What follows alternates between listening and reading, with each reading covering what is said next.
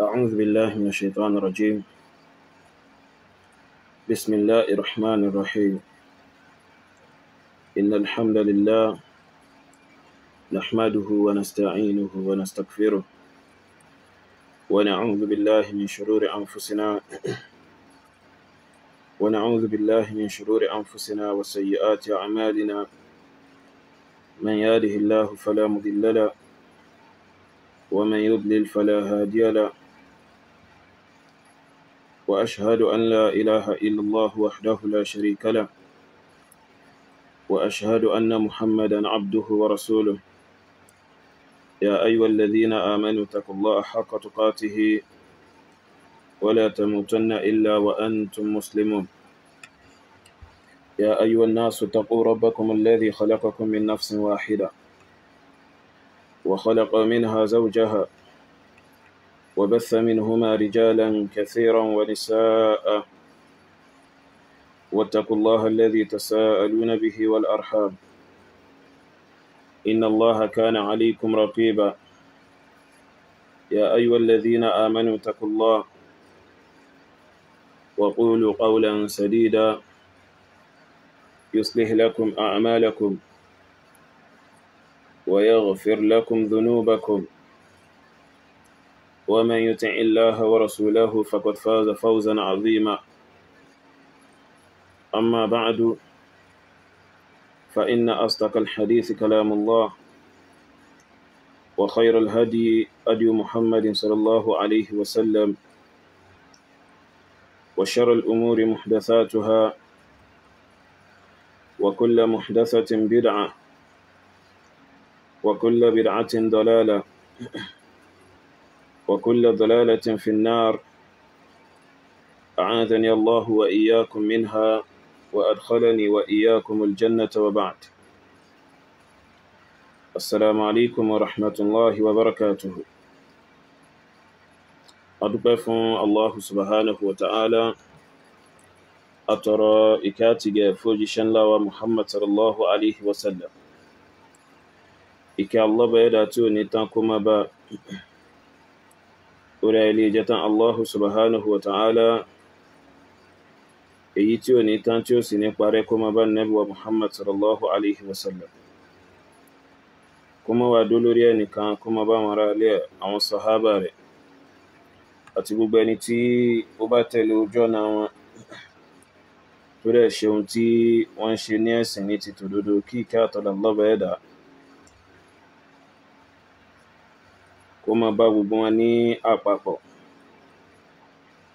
Àwa tí a ṣì wà lórílẹ̀ ayé, à ń bẹ Allah subhanahu wa ta'ala ipé kó jọ kó dákun nínú àánú rẹ̀, kó jẹ́ káwa náà ká nípìn nínú ìkẹ́ ọ̀hún,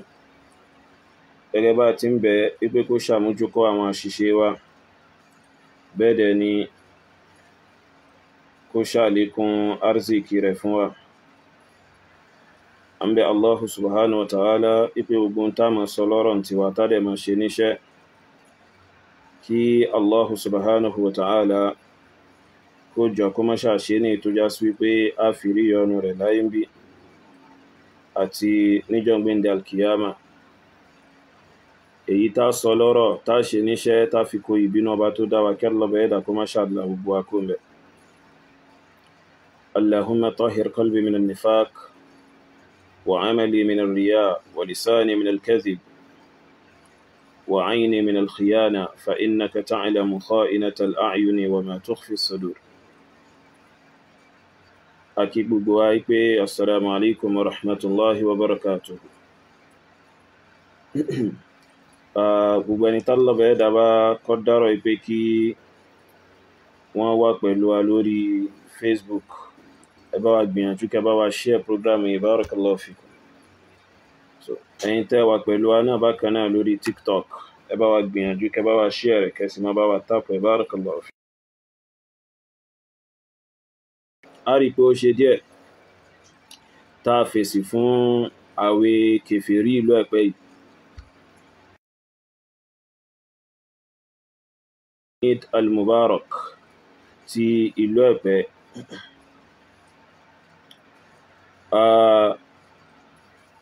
gẹ́gẹ́ bí gbogbo wa sì ti mà ipe tá bá ti wọnú Ramadan báyìí, tí Ramadan bá ti bẹ̀rẹ̀ báyìí, gbogbo àwọn wọ̀nyí wọ́n ní nǹkan kan tí wọ́n fẹ́ sọ, wọ́n sì ní nǹkan kan tí wọ́n fẹ́ wí bí a ti wà nínú Ramadan yìí tó tayọ pé kí wọ́n wá ohun tí wọ́n fẹ́ fi dá fìtínà lẹ̀ nínú ẹ̀sìn Allah subhanahu wa ta'ala, wọ́n sì wá ohun tí wọ́n fẹ́ fi dá awuyewuye lẹ̀ nínú ẹ̀sìn Allah subhanahu wa ta'ala, gẹ́gẹ́ bí èyí ọ̀gá àgbà wọn pátápátá Afa Habibullahi Adam Mudirul Markaz gẹ́gẹ́ bá wọn náà ṣe máa ń ṣe.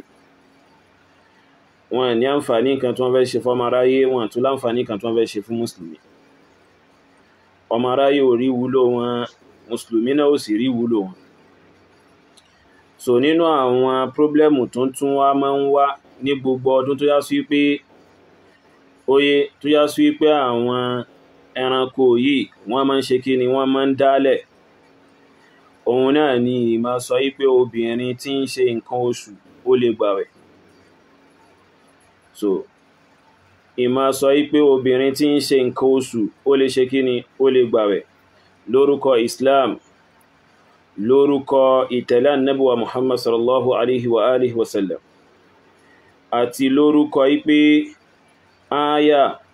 al-Qur'ani ohun làwọn dìrọ̀ mọ́ táwọn fi ń sọ, tó dẹ̀ já sí wípé wallahi bàbá ńlá ìmọ̀kan àti odó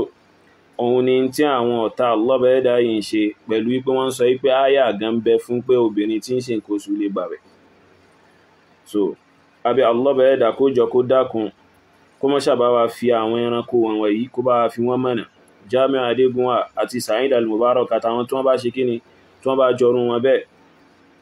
kó bá wa tọ́ wọn sọ́nà, kó sì bá wa fi èyí tí ń jẹ́ òdodo kó bá wa fi yé wọn. Oye ọ̀rọ̀ ti Jamiu Adégúnwà àti ẹ̀ kò ní ní dìká play rẹ̀, so torí òun ò ní nǹkan kan tó fẹ́ ké fún wa nínú kéwú. Àmọ́ Al-Mubarak ẹ mọ̀ pẹ̀lú tátàtà àti kínkìnkín tó ta sí létí nínú kéwú, oye òun fẹ́ fi ṣèṣe pé òun mọ kéwú bẹ́ẹ̀dẹ̀ ni ẹ̀rí ń bẹ fóun lórí kílèmù òfò táwọn ń ṣe kíni táwọn ń kílèmù yìí. So a ṣẹ̀ṣẹ̀ máa fèsì fún ìṣìnà yìí, a ṣẹ̀ṣẹ̀ máa fèsì fún ànù yìí, tí mi ò bá ní sí ó ti ń lọ bí ọdún mẹ́ta báyìí tá ti ń fèsì fún ànù táwọn ọmọ yìí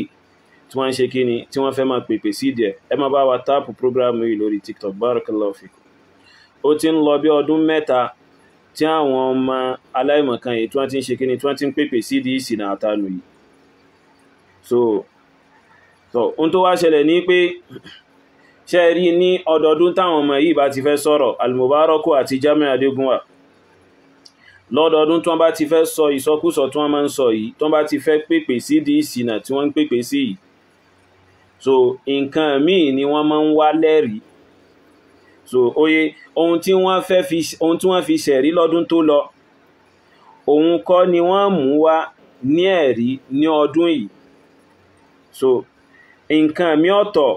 ni wọ́n mú wá lẹ́rìí ní ọdún tó tẹ̀lé ọdún tí wọ́n ṣe kíni tí wọ́n sọ̀rọ̀ ọ̀rọ̀ náà. Ọdún yìí nìsín ohun tí èyí Al-Mubarak ọ̀tá Allah bẹ́ẹ̀dá yìí tó fẹ́ fi ṣẹ̀rí pé obìnrin tí ń ṣe nǹkan oṣù lè gbààwẹ̀, ó yàtọ̀ gedegbe sí ohun tó dì mọ́ bí ọdún méjì sẹ́yìn. So kẹ́lẹ̀ bá mọ̀ pé àwọn ẹni ànù tí wọ́n bá ti ní ẹ̀rí kan lórí nǹkan kan, oye bí wọ́n bá ṣe ń jó lọ lórí ọ̀rọ̀ kan bẹ́ẹ̀ náà ni wọ́n máa jó bọ̀ lórí rẹ̀ bákan náà, nítorí pé ma qamatil hujjatu ala ma yadda'un, kò sí ẹ̀rí kan tó fẹsẹ̀ múlẹ̀ tó sì dúró lórí tí wọ́n ń pàpè mọ́ rẹ̀ àti ohun tí wọ́n ń kílèmù. So àmọ́ insha Allahul azim a ṣe ìdánilẹ́kọ̀ọ́ lórí ìsọkúsọ àti ànù tí ọmọ Al-Mubarak yìí, torí èyí Jamiu Adégúnwà àti ẹ̀ ohun ò nínú tó fẹ́ rò tí ẹ̀ oye kò lè dá ronú bẹ́ẹ̀ ṣe rí yẹn. In tí àwọn Al-Mubarak yìí bá sọ òun lòun rò wípé ojú ọ̀nà ni òdodo sí ni lòun bá ṣe kíni lòun bá dì mọ́, ni ó bá bẹ̀rẹ̀ sí fi ṣe kíni ni ó bá bẹ̀rẹ̀ sí fi ṣẹ̀sìn, yóò sì máa pèpè sí ìdí rẹ̀ ní kíkankíkan pẹ̀lú agídí. Oye àti èébú àtèpè àti bẹ́ẹ̀ bẹ́ẹ̀ lọ oye so a máa play ọ̀rọ̀ Al-Mubaraku ká gbọ́ ohun tí kíni ká gbọ́ ohun tí Al-Mubaraku sọ.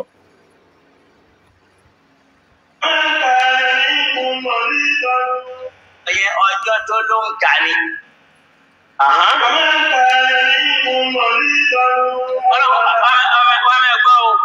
wọ́n máa gbọ́ o ọba tí ń sọ̀rọ̀ àwẹ̀ yẹn gbà tí ó sọ ó ní yá ayyuhal ladhina amanu gbogbo ẹ̀yin tẹ́ nígbàgbọ́ ní Ọlọ́run kutiba alaykumus siyam kama kutiba alal ladhina min qablikum la'allakum tattaqun. wọ́n ṣe wá ní faman kana minkum maridan aw ala safarin ó wá lẹ́ni tí ń bá ń bẹ maridan tó ń ṣàárẹ̀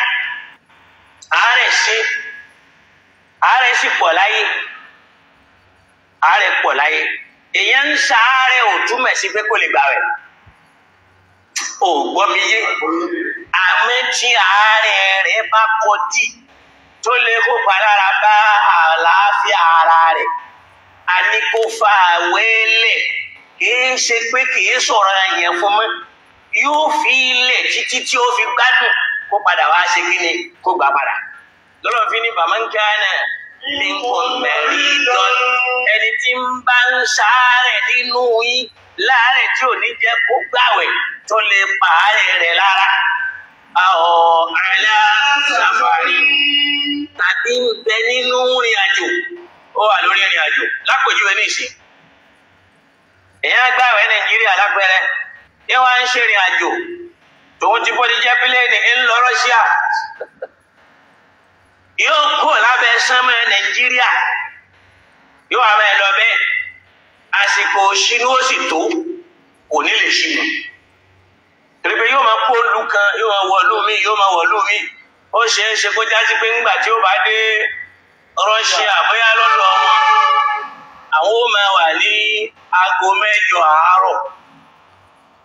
wọ́n sì ti ṣínú ní Nàìjíríà òun sì wọ Rọ́ṣíà wà lágo 9 ságo 10 ṣé wàá máa gbàwẹ̀ lọ́ní ọmọ tí ẹ lè mọ̀ wípé Ọlọ́run àbá ó mọ̀ ńlá ó mà ná ó mọ̀ ní ó mọ̀ títí ayérayé ẹlòmíràn máa ní wàhálà olókùn lórí àjò ní ìsìn ṣe bíbí lẹ́yìn lágùn bẹ́yìn ò bá tí ì débi ẹrù lò ní mẹ́rù nígbà tó bá kó Nàìjíríà ní ìsìn bó ti ń gbà rẹ lọ yìí àwọn kọ́ ni pé o ò lè dé Rọ́ṣíà tí lè oṣù ó ṣeé ṣe kó wá ní stop of àbí kan torí pé ó ṣe é ṣe ó yẹ pé táwọn ó fi gbà rẹ lọ́dọ̀ wọn kó máa jẹ́ bí 16-18 hours àwọn ó sì lo wákàtí 8 gbàwẹ̀ àsìkò tó wáyé kó o ṣínú ti wá tó o sì lè ṣínú torí pé lè oṣù níbi tó lọ o sì sí Nàìjíríà mọ́ wà láàlì àwẹ̀ Nàìjíríà ló gbà báwo ló ti wá ṣe lọ́lọ́run fi ní mọ̀nkánà minkum maridan aw ala safari àti gbọ́ta láàrẹ̀ ẹni tí ń bẹ nínú ìrìn àjò ń gọ́ táwọn ẹ lè dàrú mọ́ lọ́wọ́ yóò fi àwẹ̀ ọjọ́ nílẹ̀ tó bá débi tí ń lọ tó ṣẹ́tù iddatun min ayamin ukhra yóò ṣẹ̀ṣẹ̀ wá bẹ̀rẹ̀ ọjọ́ míì tí ó fi dá àwẹ̀ yẹn padà Ọlọ́run ti fúnra rẹ̀ mọ̀ yí pé ìrìn àjò ìyà ń bẹ nù rẹ̀ àti nira òun wá fi rọrùn sínú ẹ̀sìn bẹ́ẹ̀ ni Ọlọ́run ò gbé nira kalẹ̀. Àwọn tí Ọlọ́run náà dá rẹ̀ fún ní ọ̀gbá yìí wọ́n bá ti kò díẹ̀ aláàbọ̀ ní wọ́n ẹgbẹ́ tó ṣàlẹ̀ ẹbí tó bá gbà rẹ̀ àárẹ̀ yẹn yóò jẹ́ mú ọkọ̀ ìyá rẹ̀ Ọlọ́run lẹ́sìn tó ṣàlẹ̀ yẹn wọ́n yọ̀ dá rẹ̀ fún ẹ ẹlẹ́ẹ̀kejì ẹgbẹ́ bí ó ṣe ìrìn àjò iye tó bá pọ̀ lẹ́gbẹ̀ẹ́ lọ sí èkó ìyá ìṣẹ́gbẹ́ tó máa ti di ọ̀nà náà ó ṣe é ṣe kí ẹ̀ ti ṣú àbúrò tí wọ́n ti rí ikọ̀ ìpínlẹ̀ lọ ẹgbẹ́ láti wà tó bẹ̀rẹ̀ ìrìn àjò yẹn nínú àwọn àjọlọ̀ tó wá fi àwọn ẹlẹ́ fún yí pé kò yí ń ṣọ̀rọ̀ ẹ̀yẹ fún yín lásìkò yẹn ó ní wà lẹ́lẹ̀ nínú yóò tí kú nẹ̀hú àwọn tí ààwẹ̀ lágbára jù wọ́n lọ wọn lágbára àwẹ̀ kápá wọn àwọn kan bẹ àwẹ̀ ló kápá wọn kápá àwẹ̀ lápèjúwe alhamilu olóyún ó gbọ́ mi yé àwẹ̀ kápá rẹ̀ ó lè má kápá àwẹ̀ olóyún mi ń bẹ yóò lágbára kó gbá àwẹ̀ tí Ramadan ó fi parí olóyún mi sì ń bẹ kò lágbára torí pé olóyún mi 30 ìṣẹ́jú ni ó máa jẹ ni ó máa mu ó lè máa lóògùn tí ó lò kó má pa ọmọ tó fẹ́ bí lára ṣọmọ kó wò sáré àmọ́ àwẹ̀ kápá rẹ̀ irú yẹn náà yóò fi àwẹ̀ lẹ̀ kò ní jẹ́ túláàsì fún àmọ́ tágbára rẹ̀ bá gbà á fún lẹ́san rẹ̀. àwọn kan tún bẹ lẹ́sìn ìgbàyẹ náà àìfojú bẹ̀ sí wọn ẹ̀wọ̀n tí ẹ bí àwòrán kápá wọn kò kápá rẹ̀ nínú wọn olóyún ẹtí tó bá ní oyún àti jẹun kó o gbà kó bá sì òye máa jẹun àìkọ̀dá ohun láti fún ìṣòro tó yí bẹ̀rẹ̀ rẹ̀ láti náà kó rọ̀ kó ìkàwé lẹ̀. nínú ẹni ọlọ́run abá tí yàn ń dá rẹ̀ fún náà ní alimọ́rọ́dẹ́rù ẹni tí ń fún ọmọ ẹlẹ́yìn lọ́wọ́ ń tọ́ ọmọ lọ́wọ́ ọmọ ẹ̀ ó máa mọ èèyàn kóun náà sì máa jẹun yóò máa dìtàmín bí ọlọ́run ṣe fẹ́ fún ọmọ tó ń tọ́ lókun yóò máa jẹun irú yẹn náà kò ní láǹfààní kó gbà rẹ̀ tí ò bá lágbára rẹ̀ tó bá lágbára rẹ̀ báyìí láì fi tí ò lè kó para raba ọmọ tí ń tọ́. àwọn ilé ìjọba ẹni tó ń tọ́ lọ́wọ́ ó ń fún ọ ní ọdún láti kó fún ọ lọ́wọ́ yẹn tí ó bá dé ìgbà rẹ̀ ayọ̀ ọ̀dà fún nítorí pé yìí tó wà lọ́wọ́ ní ọmọ rẹ̀ èyí máa bá yóò máa dá àwọn látara àwọn ọlọ́run ọ̀rọ̀ ayọ̀ ọ̀dà fún àwọn tó wà lọ́wọ́ láti kó ìgbà bá láì yìí. wàhálà lẹ́yìn náà yóò ti kó nàwó nínú àwọn tí àwẹ̀ kápá wọn náà lẹ́ni tí arúgbó tó ti gba àwẹ̀ lọ́wọ́ ẹ̀ ìdàgbà ó ti sọ ọ́ dẹni tí ò lè lágbára kó gbàwẹ̀ mọ́. ọlọ́wọ́ aláwọ̀ táwọn kálẹ̀ yìí kí ni tí wọ́n máa ṣe fìdíyà tútọ̀ ámì mẹ́sìkínì ìtàwọn máa ṣe ni pé àwọn wa máa ṣe fìdíyà ní kéèyàn máa fi nǹkan kó fi ra nǹkan padà èyí tí ò fi nílé gbàwẹ̀ yẹn yóò wá máa fún àlìmísìkínù ẹni tí ò lè rí jẹ tí ò sì níbi tí ó ti rí jẹ kò sì ní tọrọ àìní dálákẹ́ fídíò àtúntò àmìsìkínì yóò wá máa fún ẹni yẹn lóúnjẹ wọn sọ wípé ó fún ní oúnjẹ sààrì ó fún ní tìṣínú torí pé agbára rẹ̀ lè má ka tó bá yẹ pé ìṣínú lágbára rẹ̀ ká ó fún ní ìṣínú tó bá yẹ pé sààrì náà agbára rẹ̀ ká ó fún tó bá yẹ pé sààrì nìkan lágbára rẹ̀ ká ó fún torí ẹlòmí ń bẹ arúgbó ni kò rẹ́ni tí ó tọ́jú ohun pèlè nítorí pé ó ní nǹkan tí ó jẹ káwá ní kó máa ṣe fídíà tó tọ̀ ámì ọlọ́run abáyọ̀ǹda fún òun torí kó mọ̀ pé kò ní àmì ni ó bá ní yóò máa bọ́ ẹni tí kò ní. ẹ wà á mọ ọlọ́run nínú ayé wa. lẹ́nu dákẹ́ àárọ̀ wà sí àbùkù àwọn aláìmọ̀kan gbogbo wàlá àrùnbárọ́kọ̀ àìmọ̀kan rẹ̀ wàlá àìmọ̀kan rẹ̀ alọ́bẹ̀ẹ́dá nìkan ló mọ̀ tí wọ́n fi wọ́n fún nígbà tí wọ́n dálù mọ̀bárọ́kù oye ìgbà tí wọ́n ṣẹ̀dá rẹ̀ báyìí in tí wọ́n fi wọ́n òṣùwọ̀n tí wọ́n fi wọ́n àìmọ̀kan alùmọ̀bárọ́kù alọ́bẹ̀ẹ́dá nìkan lóye wallahi alazim ẹ bá ń béèrè lọ alùmọ̀bárọ́kù ìpé kó dákun kó fún mi ní áyà kan nínú Qur'anul Karim tí Allah bẹ̀ẹ́ dá sọ ń bẹ̀ yí pé obìnrin tí ń fún ọmọ lọ́mú tàbí o aláboyún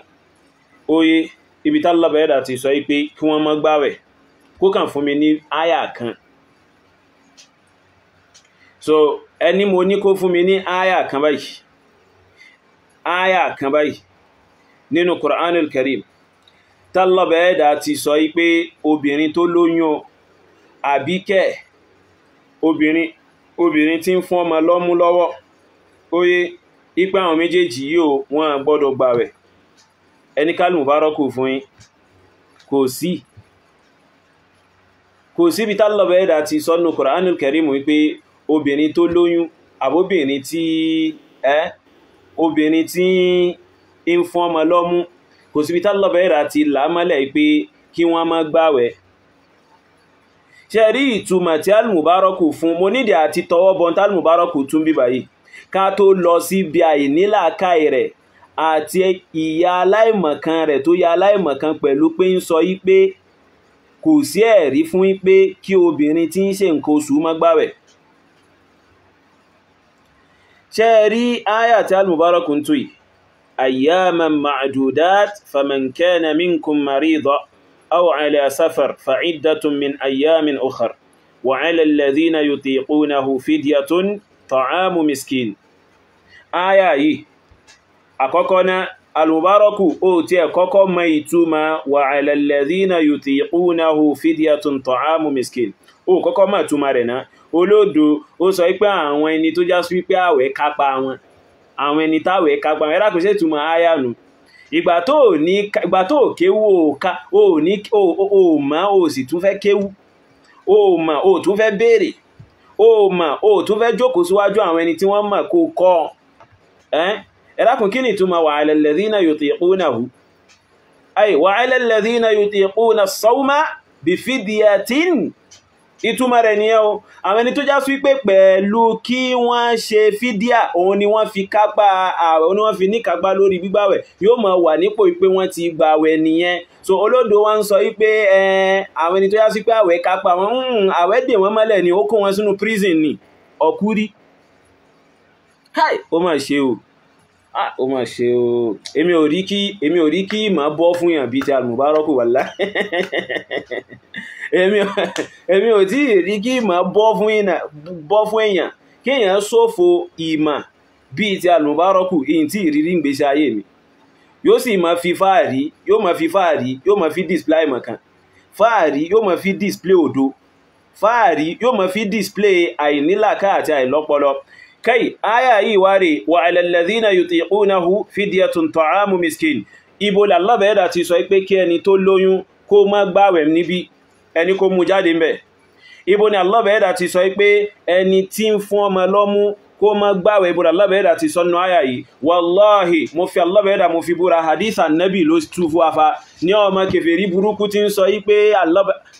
annabi ọ̀sẹ́lẹ̀mù ń hun ọ̀rọ̀ má Allah bẹ̀ẹ́dà ìfà. hadith annabi ló má ṣàlàyé bíbá yìí náà fún afa ọ̀rọ̀ yìí pé olóyún àbí ẹni tí ń fọmọ lọ́mú wallahi yóò máa ń bẹnu hadith annabi mọ̀ nífa ní ọmọ kèfèrí burúkú ìfà ní ṣèṣe pé bóyá òun mọ tafsiri. al-Mubaraku tọ́ mọ́ bọ̀ wá sínú súnánù Abi Dawud jẹ́ fún ọládìsì tó fi yọ pé áyà yìí in tí ó tú síbẹ̀ yun àwọn àfáà tafsiri kí wọ́n tó bí ìrandíran rẹ̀ làwọn àfáà tafsiri ti tú síbẹ̀. oye pẹ̀lú hadith annabi sì ni wọ́n fi tú sí pé wa 'ala alladhina yutiqunahu fidyatun ta'amu miskin. pẹ̀lú hadith annabi ni wọ́n fi tún fún ní ìtumọ̀ yí pé àwọn ẹni tí wọ́n lóyún àbáwọn ẹni tí wọ́n fún ọmọ lọ́mú. tí o bá fi lè rí hadith annabi tó tú báyẹn wọ́n bí ọ́dá o tó bẹ́ẹ̀ ké wo lókè tó fẹ́ fi sọ fún wa pé ìtumọ̀ rẹ̀ nìyẹn, ìmọ̀ wo lórí. so ìjókòó mélòó ló jókòó wájú àwọn àfáà tó faragbolẹ̀ fún ìmọ̀ láti yású pé kó gba ẹ̀kọ́ tó fi sọ fún wa pé ìtumọ̀ rẹ̀ nìyẹn láláìjá sí wípé ẹ̀rí wá lórí rẹ̀ wípé ibi tó ń túmọ̀ sí rẹ̀ nínú àwọn ìtumọ̀ rẹ̀ rí. mo ti sọ fún pé àìmọ̀kan rẹ̀ yún òun ní máa easy jù láti ṣe kíni láti ṣètùnà àṣírí fún odò rẹ̀ ó easy láti dáṣẹ́ rẹ̀ fún gidigidi wallahi. mo ń bọ̀ wá Sunan Abi Dawud.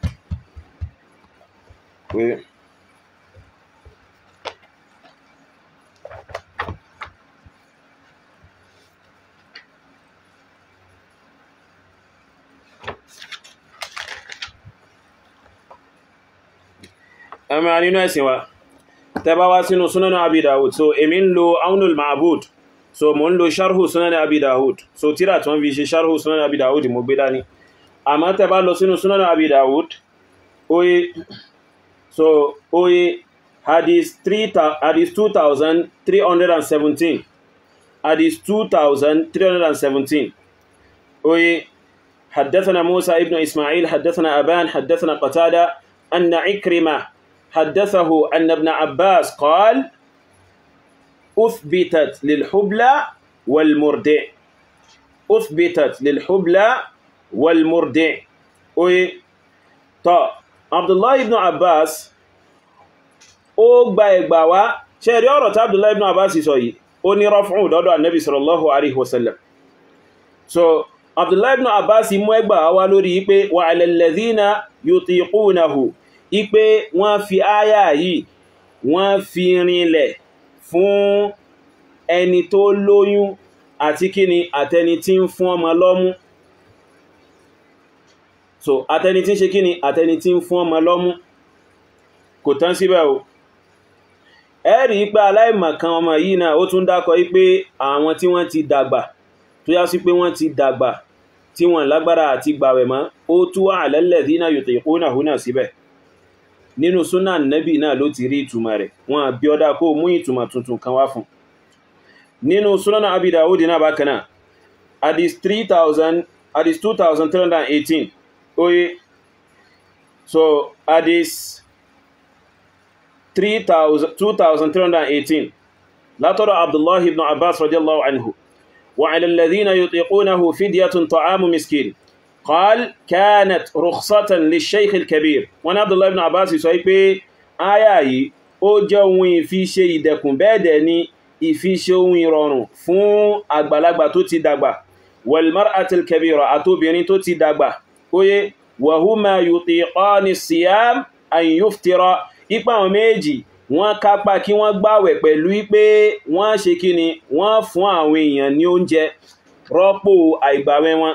wa yut'ima makana kulli yawmin miskina bẹ́ẹ̀ dẹ̀ ni wọ́n dẹ̀ fún àwọn aláìní ní oúnjẹ rọ́pò àwọn ọjọ́ kọ̀ọ̀kan tí wọ́n fi ṣe kíni tí wọ́n fi gbàwẹ̀ wal hubla wal murdi'u idha khafata bẹ́ẹ̀ dẹ̀ ni olóyún àtẹni tí ń fún ọmọ lọ́yàn so táwọn méjì bá bẹ̀rù fún ẹ̀mí ara wọn àwọn náà ó ṣe kíni àwọn náà ó fún àwọn èèyàn lóúnjẹ.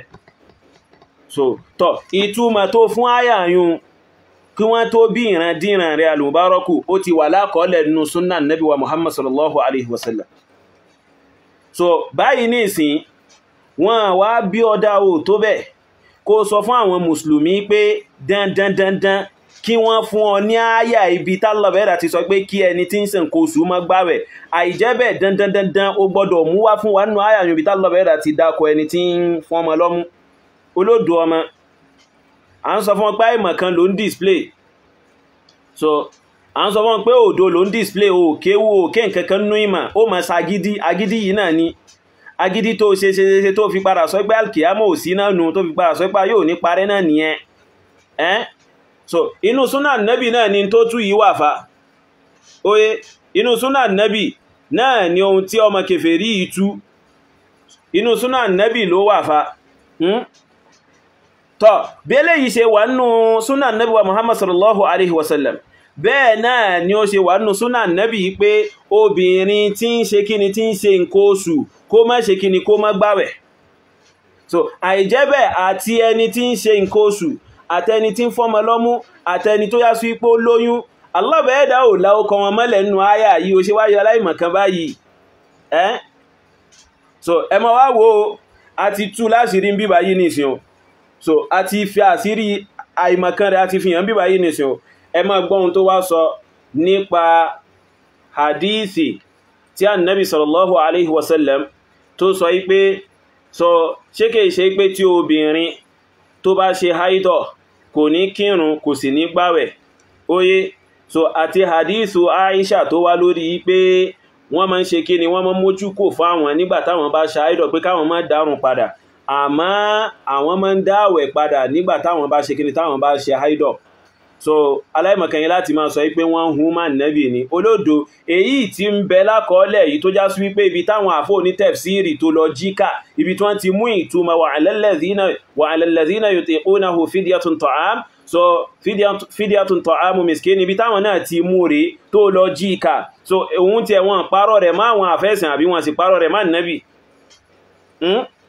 wọ́n parọ́ rẹ̀ máa nẹ́bì òun fẹsẹ̀ ní ilẹ̀ dọ́dọ̀ ànẹ́bì ó dá olójú pọ̀ fẹsẹ̀ ní ilẹ̀ dọ́dọ̀ ànẹ́bì aláìmọ̀kan hátìbù lẹ́ìlì lásán oye wàláì ma ń mú gbogbo bí tó bá ti rí ẹ̀rí ní ma ń tọwọ́ bọ̀ wàláì alùmùbárọ́kù hátìbù lẹ́ìlì ni ìmá ń fò káàkiri ni ìmá ń fò káàkiri ìmá ń bẹ́ ni so kò ní kíblà kẹ́kẹ́ bẹ́ẹ̀ ti rí yẹn ẹ má gbọ́n tó sọ sáà nẹ́bì pẹ̀lú ipò fẹ́ sọ pé irọ́ ni wọ́n pa máa nẹ́bì nípa hadith wípé obìnrin tí ń ṣe nǹkan oṣù nígbàwẹ̀ oye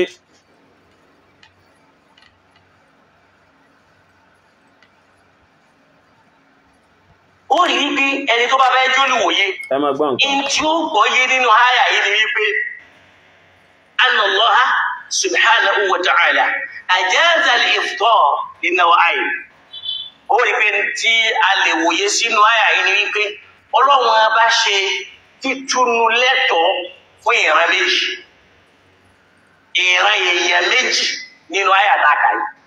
kí ni ìran èèyàn méjì náà al-musafiru wal-marid ẹni tí ń ṣèrìn àjò àtàláàárẹ̀ ló yànda àwẹ̀ fún al-musafiru wal-marid ẹni tí ń ṣèrìn àjò àtàláàárẹ̀ náà àkànnìyàn ó tún ṣe kò tún yànda ẹ̀wọ̀n àwọn ó ní kìí ṣe bó yànda tán ìjà tún ó ní kí wọ́n padà gbá sẹ́dá padà láwọn ọjọ́ mi. àwọn méjì kan bẹ tí ní ó fẹ́ wọ̀ ó padà jáde padà lásìkò tí mo ní ìta. òun ti bẹ́ẹ̀ ọlọ́ni wa an tasumu khairul lakum àmọ́ tí wọ́n bá gbé àwẹ̀ yẹn gẹ́gẹ́ ló dájú fún wọn. bẹ́ẹ̀ náà lẹ́ pé alal ladina yutiqunahu ẹni tó wà nínú oyún ẹni tí ń tọ́ ọmọ lọ́wọ́ ẹni tí ogbó rẹ̀ ò jẹ́ kó lè gbà àwẹ̀ mọ́. Al-Mubaraku mú jáde nínú ayayun wa alal ladhina yutiquna àwọn yẹn mú mẹ́ta yẹn jáde nínú ayayun láláì padà sínú àdísà láláì padà sínú tíra súnnà mú jáde wa alal ladhina yutiquna ibi tó ti rí mà láti fi tú sí wípé aboyún ni bẹ́ẹ̀dẹ̀ ni ibi tó ti rí mà láti fi tú sí wípé ẹni tí ń fún ọmọ lọ́mú ni ibi tó ti rí mà láti fi tú sí wípé àwọn àgbà tí wọ́n ti gbó ni mú jáde nínú ayayun bọ̀dà lọ́bẹ̀ẹ́dà ti dákọ wọn ẹ̀rì pé àwẹ̀ yìí wallahi ó gọ̀ gan Al-Mubaraku oye ó tutù gan nífa kò mọ bọ́n ṣe kódà tó bá fẹ́ múrù jùlẹ̀ gan kò smart níbi ìmúrù jùlẹ̀ wallahi kò smart rárá àti rárá níbi ìmúrù jùlẹ̀ wallahi ẹ máa wo nǹkan fa in tó ń tú àyà yẹn sí nìsín nínú tíra súnnà ló ti rí nínú àkọọ́lẹ̀ àwọn olùmọ̀ súnnà òun ló wà ẹgbàwà rẹ̀ nínú àkọọ́lẹ̀ àwọn àfá súnnà àwọn àfá ìsìláàmù ló wà àwọn bí ọdá kóòrò síbẹ̀ tí ìbá ṣe pé bá orí ìkà nínú àkọọ́lẹ̀ wọn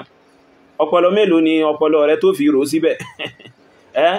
ìlàkà mélòó ni ń bẹ lórí rẹ̀ tó fi rò ipé tó ẹ kó túmọ̀ sí nìyẹn so àmọ́ òun rẹ̀ lákọọ́lẹ̀ nínú kíni nínú tíra súnnà yìí oye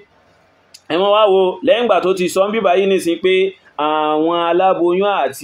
àtàwọn tí wọ́n ń tọ́mọ lọ́wọ́ àtàwọn àgbàlagbà òun ni àyà yẹn ń rìfà sí wípé wọ́n á ṣe kí ni wọ́n á fi oúnjẹ ṣe ìtanràn nírọ́pò sí pé wọ́n gbàwẹ̀ lẹ́yìn ìgbà tó ti sọ yẹn tán yóò wá sọ pé alọ́bẹ̀ẹ́dà ò ṣe kí ni alọ́bẹ̀ẹ́dà ò dákọ ẹni tí ń ṣe nǹkan oṣù ibo alọ́bẹ̀ẹ́dà ti wá láókọ ẹni tí ń tọ́mọ lọ́wọ́ àtẹ aláboyún ibo alọ́bẹ̀ẹ́dà ti láókọ wọn mẹ́lẹ̀ ń bíbà kò sí so kò sí àyà yẹn ní ìsìn mújmẹ́lù ni so tẹ̀fsílù ẹ̀ inú àdísà nẹ́bí ọ̀sẹ́lẹ̀mù ló wà àdísà nẹ́bí náà ló ṣe tẹ̀fsílù wípé ẹni tí ń ṣe nǹkan oṣù kò ní gbàwẹ̀ ó wá mú kan ní ìsìn pẹ̀lú ọgbọgbọ́n ó fẹ́ sọ pé orí nínú tíra súnnà ó wá ń sọ pé rárá o èyí tí wọ́n sọ pé èyí tí wọ́n sọ pé kẹ́ni tí ń ṣe nǹkan oṣù kó má gbàwẹ̀ irọ́ ni wọ́n pa máa nẹ́bí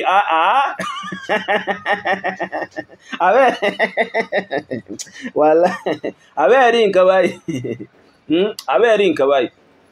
ẹ má wo nǹkan fa ẹ má wà ẹmọ kan wọ́n parọ́ eléyìí máa nẹ́bì àmọ́ eléyìí nìsín tó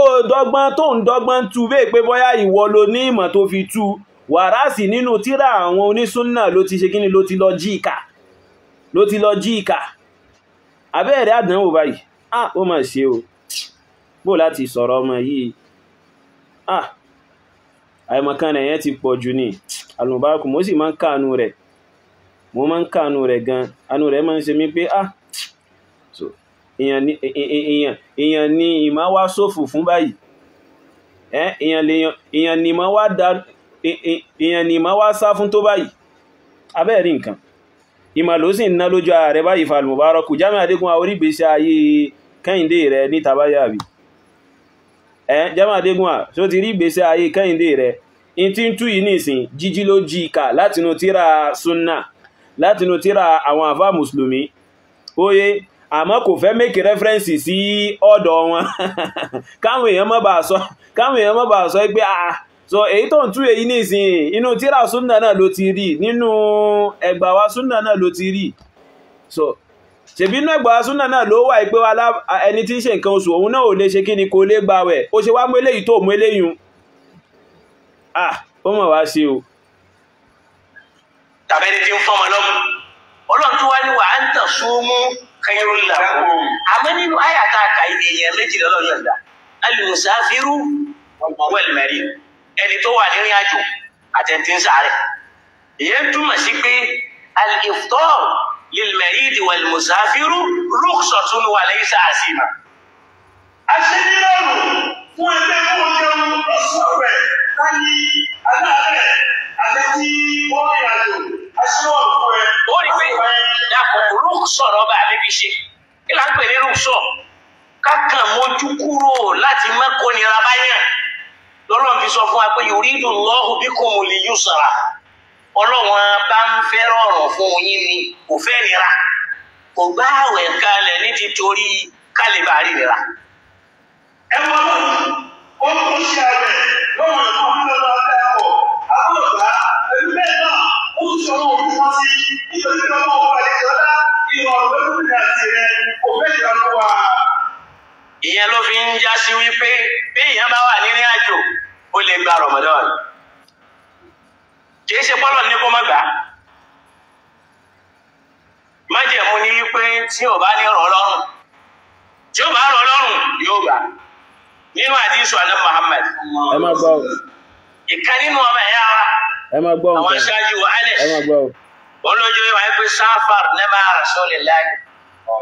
sallallahu alaihi wa sallam fi Ramadan ó láàrin àjò pẹ̀lá nẹ́bì nínú oṣù Ramadan nínú wa bá ti rìnrìn àjò ní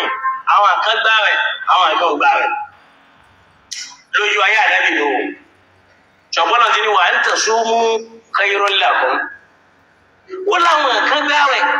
àwọn kan ò gbààwẹ̀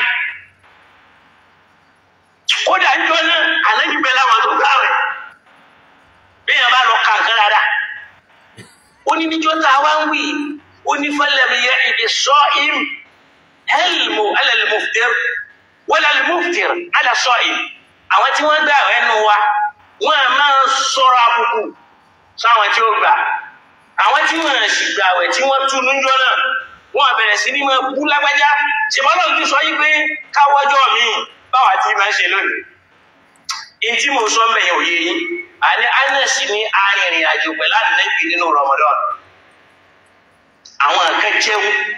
nínú ìrìn àjò yẹn lọ́sàn àwẹ̀ yẹn àwọn kan ò sì jẹun ó wá ní falam ya'id as-sahim ala al-muftir àwọn tí wọ́n gbá àwẹ̀ tí wọ́n kónu dúró wọ́n bú àwọn tí wọ́n já àwẹ̀ wọn wala al-muftir ala as-sa'im àwọn tí wọ́n sì jẹun wọ́n bú àwọn tí wọ́n ṣe kí ni tí wọ́n gbá àwẹ̀ yẹn àwa lónìí a máa sọ fáńtẹ̀ láwọn sálàfù sọ́ọ̀lì ìwáwò òsìjọ́ tí wọ́n ẹ bá mi dé ẹ̀yìn mọ́lẹ̀ ẹ máa wọn tálù Mubarak kò ṣe ń bí o pẹ̀lú pé ó fẹ́ mú ẹ̀rí wá pé téèyàn bá wà lórí ìrìn àjò náà bákan náà ó sì tún lè gbàwẹ̀ óyé kìí wá lọ́bẹ̀ ẹ̀dá ò sọ pé kó má gbàwẹ̀ rárá àti rárá pé tó bá wù ó lè gbàwẹ̀ in tó mú wá láti fi ṣẹ̀rí lórí rẹ̀ òun náà ní pé ó ní ọmọ ìyá àwọn kan Anas ibn Malik óyé bó ti ẹ̀já sí pé Anas yìí sọmọ ìyá rẹ̀ Anas yìí sọmọ ìyá ẹni tó bá sọ pé kò sí tí ń jẹ́ alkiyama ẹni tó bá sọ pé ayé ò ní parẹ́ Anas yìí sọmọ ìyá ròyìn bẹ́ẹ̀ tọ́ ní ìsìn ń plẹ́ ọ̀rọ̀ Al-Mubarak fún yín nínú ọ̀rọ̀ rẹ̀ yìí gangan náà nífa nítorí pé ó fẹ́ kọ̀ndẹ́mù hadithi tí wọ́n sọ pé tóbìnrin bá ń ṣe nǹkan oṣù kó má gbààwẹ̀ ẹgbọ́n tá Al-Mubarak sọ ẹgbọ́n tó wí o oye ìtú ọlá sírí ìmọ̀ sí àdísù kan táà nẹ́bí sọ wípé ẹni tí ń ṣe nǹkan oṣù lóbìnrin ọ̀gbọ̀dọ̀ gbà rẹ̀. ẹgbọ́ àbí. tó bá rádìsì kan tí wọ́n mú wá pé táwọn obìnrin bá ń gbààwẹ̀ wọ́n máa ń pa wọ́n láṣẹ kán má ṣe kinní kan àlékún ọ̀rọ̀ ni ọ̀rọ̀ ń bà mẹ́. ẹ máa gbọ́ o. Suratu Yunus àyà 15 àfa àmàdìlẹ àsìkò mo ti fẹ́ kó gbálẹ̀ ọ̀nà wájì su àyà 15. ọlọ́ni nígbà tí wọ́n bá kà fún àwọn ènìyàn ayatuna bayyinati àwọn ìkìlọ̀ àwọn ọlọ́run òfin wa bayyinati tó fojú hàn tó sì kílẹ̀ ẹgbẹ́ ìtọ́lọ̀ sọ ni.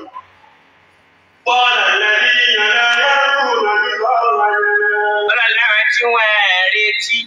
pé àwọn fẹ́ jèrè lọ́dọ̀ àwọn ọlọ́run wọ́n wà máa sọ wípé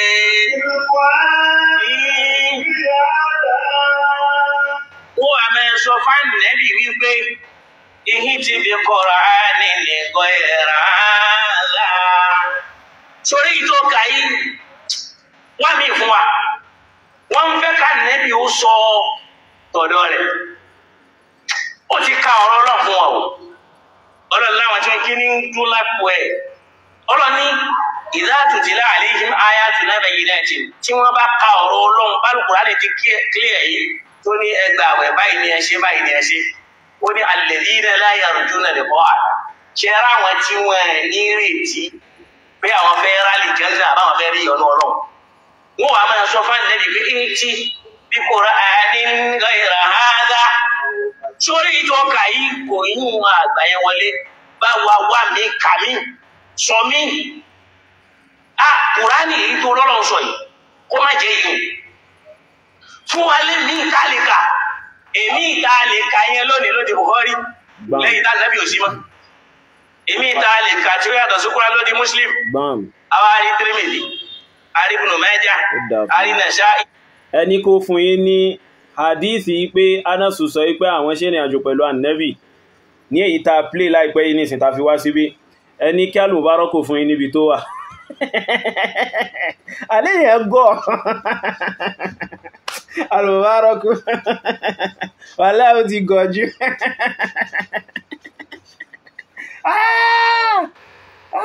subhanallah ìrẹ́ ẹni tó yá dìndìnrì níbi ọ̀rọ̀ ìmọ̀ bí alùbárọ́kù wàlá ẹgbẹ́ wọn kẹ́wọ́ láìpẹ́ yìí nìsìn òun ní sọ fún yín pé láti fi ṣẹ̀rí pé ó fẹ́ mú ẹ̀rí wá fún yín pé so téèyàn bá sì wà lórí ìrìn àjò ó sì tún lè gbàwẹ̀ kí ṣe gbogbo dandan kò gbọdọ̀ mọ́ gbàwẹ̀ óyé so ó wá fẹ́ fún yín lẹ́rìí ó wá ní nínú ọ̀rọ̀ ọmọ ìyá àwọn kan Anas ibn Malik ipa Anas ibn Malik sọ pé safarna ma'a Rasulillahi sallallahu alaihi wasallam ipa àwọn ṣe ní àjò pẹ̀lú Annabi sallallahu alaihi wasallam óyé tọ̀ hadithi tal Mubarak mú wáyùn ẹni kó fún yín níbi tí hadith ọ̀hún wà ẹni kó fún yín níbi tí hadith ọ̀hún wà ẹ̀rí pé Mubarak kàn fi ìlàkà ẹ̀yìn tẹ́ dákan mọ̀ tẹ́ mọ̀ kankan kàn fi ìlàkà ẹ̀yìn ṣeré ní ìsìn níbi ní ìsìn sọ fún yín pé èyí tó yàtọ̀ sí Kùránì òun ni Sahihul Bukhari hadithu tí kèfèrí burúkú yìí sí kà yìí hadithu tí kèfèrí burúkú yìí kà yìí oye hadithu tí ọ̀tá lọ́bẹ̀ẹ́dá yìí kà yìí nípa pé àwọn kan gbàwẹ̀ lórí ìrìn àjò àwọn kan ò sì gbàwẹ̀ lórí ìrìn àjò àwọn kan ò sì ṣe kíni àwọn kan wọ́n sì gbàwẹ̀ lórí ìrìn àjò wallahi ìbẹ̀nù Sahihul Bukhari ìbẹ̀nù kíni ìbẹ̀nù Sahihul Bukhari tó hadithu náà nínú Sahihul Bukhari hadith 1947 حديث 1947 حدثنا عبد الله بن مسلمة عن مالك عن حميد الطويل عن أنس بن مالك قال لا ترى أنس بن مالك كنا نسافر مع النبي صلى الله عليه وسلم أني àwọn man ṣe ní àjò pẹ̀lú annabi wa Muhammad sallallahu alaihi wasallam falam ya'ib as-sa'imu 'ala al-muftir ẹni tí ń gbààwẹ̀ tóhun ò túnú lórí ìrìn àjò óyé òun ò ṣe kí ni kò kan ẹni tó túnú lórí ìrìn àjò kò kan lábùkù óyé kò láàlì rẹ̀ walal muftiru ala sahim bẹ́ẹ̀dẹ̀ ni ẹni tó sínú tó túnu lórí ìrìn àjò òun ò lálì ẹni tó gbàwẹ̀ lórí ìrìn àjò tó al-Mubaraku Bukhari tó sọ pé Bukhari wọ́n ká yàtọ̀ sí al-Qur'anul Karim tó fẹ́ fi kọ̀ndẹ́mù wípé wọ́n ní Ànábì sallallahu sọ pé tóbìnrin bá ń ṣe kíni tí bá ń ṣe nǹkan oṣù kó má gbàwẹ̀ so Bukhari ọ̀hún hadith tó mú wáyún tó fẹ́ fi ṣẹ̀rí pé téèyàn bá wà lórí ìrìn àjò ó sì tún lè gbàwẹ̀ tó bá sì wò ó lè má gbàwẹ̀ inú Sahih Bukhari ló wà bó ló ti ṣe báyìí só lọ pokùnso ní báyìí ẹ bá ń bèèrè lọ́wọ́ kèfèrí ìgbé sí ó lọ pokùnso ní al-Mubaraku wàláhì ó ti aláìmọ̀kan jù àìmọ̀kan rẹ̀ yún ó ní agbára gidi nífà àìmọ̀kan al-Mubaraku ó nípọn ẹnìkan sọ fún mi pé ìgbà wo ni al-Mubaraku sọ pé kò sí al-kiyama tọ́ jẹ́ ń fi léyìn ṣe sàárà fún ọ mo fẹ́ mú wá gan náà níbi ayat al-Mubaraku káì láti fi ṣèdánilẹ́kọ̀ọ́ fún qala alladhina la yarjuna liqa'ana àwọn ẹni tí wọ́n retí ìpàdé Allahu subhanahu wa ta'ala wọ́n ma sọ pé so mo fẹ́ fi al-Mubaraku sọ nípa ipa ayé yóò nípa rẹ̀ mo fẹ́ fi ṣe ẹ̀rí fún wípé òun láyà yóò ń bá wí gangan oye àmọ́ngbà tí wọ́n ti bèèrè fún lórí TikTok ní ìsìn ìwà ṣe kí ni ìwà play rẹ̀ fún oye. àníta bá gbé làákàyè kalẹ̀ ń jọ mí mo sọ̀rọ̀ kan jò ní yóò tako làákàyè fẹ́ni tó bá gbọ́ wọn fẹ́ ní orí àfa yìí dàrú mo ní tá a bá rò dáadáa mo ní ẹyẹ tá a bá gbé làákàyè kalẹ̀ ṣáyé yìí máa parẹ́ ẹ̀rí bọ́rọ̀ ńlá ni pé tá a bá gbé làákàyè wa yìí kalẹ̀ ó yẹ ká bira wa léèrè yìí pé ṣáyé máa parẹ́ torí pé ọlọ́run abata wí ni yóò máa jẹ́ ọlọ́run títí láéláé táyé bá wá parẹ́ ta ló kù tí ó máa sin lọ́hún tọ́lọ́ ń tẹ̀lé wa ma khalaqtul jinna wal insa illa liya'buduni àdé ènìyàn àtàlìjẹ̀nú nítorí nǹkan kan kọjá ká lè máa sin lọ́hún táwa ni ó máa sin lọ́hún táyé ọ̀hún bá parẹ́ ta ni ó máa pe ọlọ́run táyé ọ̀hún bá parẹ́ ta ni ó máa kí bọ́lọ̀ ní táyé ọ̀hún bá parẹ́ alánẹ́bì ló wá jí óyé wa wípé wà máa mẹ́ta pọ̀dé kọ́ mẹ́tí kí ìyá mẹ́tù wú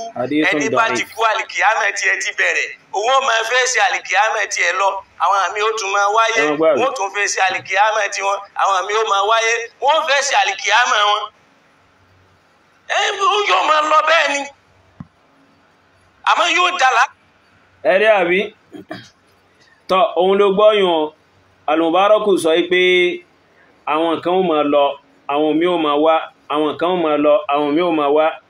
ipé táyé bá parẹ́ ta ní ó máa jọ́sìn fọ́lọ́run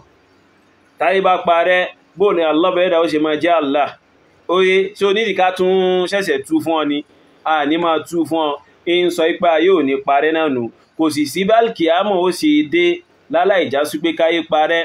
intalkìámọ̀ ó fi ṣe é ṣe òun náà ní pé kí ayé ta wà nù rẹ̀ yìí kó parẹ́ Allah bẹ̀ẹ́dà sì ti sọ pé yóò parẹ́ oye so fún délé yìí òun ló gbọ́yùn ẹ jẹ́ ń padà síbi ohun tí mò ń ṣe kí ni ohun tí mò ń bá al-Mubaraku fà lọ́wọ́lọ́wọ́ ká tó wá síbí tó al-Mubaraku hadithu yí pé Anas sọ pé àwọn ṣe ní àjò pẹ̀lú annabi inú Bukhari tó sọ pé wọ́n ń ká yàtọ̀ sí Qur'ani inú Bukhari ọ̀hún ló wà hadith ọ̀hún ó tún wà nínú Sahihu Muslim náà bákan náà tó wà lọ pokùnso ní báyà al-Mubaraku so but ògédé pé ó fẹ́ sọ pé hadithu pé táwọn obìnrin bá ń ṣe nǹkan oṣù kí wọ́n má gbàwẹ̀ tánàbí ọ̀sánlẹ́mù sọ bẹ́ẹ̀dẹ̀ ni tí wọ́n dẹ̀ gbẹ̀gbà wá látọ̀dọ̀ Aisha lórí ẹ̀ náà ipé táwọn bá ń ṣe nǹkan oṣù wọ́n máa ń pa àwọn láṣẹ kí àwọn dáwẹ̀ padà àmọ́ wọ́n ń pa àwọn láṣẹ káwọn dá ìrun padà so ó fẹ́ sọ pé wọ́n parọ́ rẹ̀ wọ́n hun ni ó yé ipé wọ́n rọ́ ni ó fẹ́ kílèmù nǹkan ẹ̀ tó rẹ̀ ló ṣe mú àyà yìí wá láti fẹ́ sọ pé Sahihul Bukhari tíra míì ni tó yá sí pé àwọn mùsùlùmí tí wọ́n lọ mú wá wọ́n fi ń kín Qur'anul Karim tí ó sì yẹ kó rí bẹ́ẹ̀ láti ẹnu ara rẹ̀ àmọ́ kò mọ̀ pé hadithu tí ń bẹnu Bukhari gangan yìí ń lò nínú ọ̀rọ̀ rẹ̀ yìí so hadithu tí ń bẹnu Bukhari òun gangan fún alára rẹ̀ òun ní fi ń ṣẹ̀rí nínú ọ̀rọ̀ rẹ̀ yìí ṣé ẹni dìka ẹ̀ṣẹ̀ tó ń sọ fún yín pé al-Mubaraku kò ní nǹkan kan tó fẹ́ wá ọ́fà yín tó tàbí pé kó kàn máa da ọpọlọ yín rú lẹ́yìn ìgbà tí ti tẹ́ ti dàrú ẹ mọ̀ pé ẹni tọ́pọlọ rẹ̀ bá ti dàrú náà ni ó mọ̀ wá bí ó ṣe da tàwọn ẹlòmíì rú so ẹ̀rá kò tọ́pọlọ rẹ̀ ò bá dàrú bó ni ó ṣe fẹ́ sọ fún yín pé ìtì bi Qur'anin ghayri hadha, bó ni ó ṣe fẹ́ máa sọ fún yín pé